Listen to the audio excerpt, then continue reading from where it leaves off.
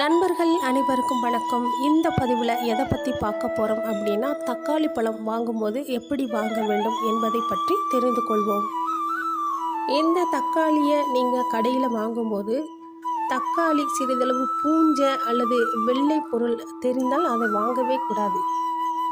தக்காளி பழங்களை வாங்கும்போது அதிகமாக பழுத்த பழங்களை வாங்கக்கூடாது.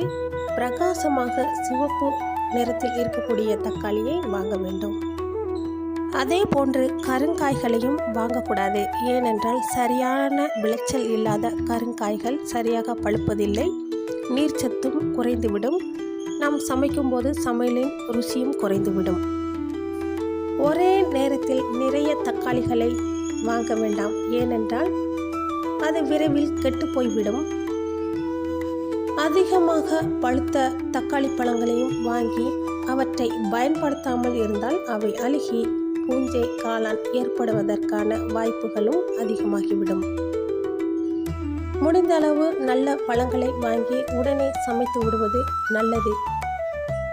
நான் தக்காளி பழங்களை பாதுகாக்க எந்த குளிர்சாதன பெட்டியும் பயன்படுத்துவதில்லை.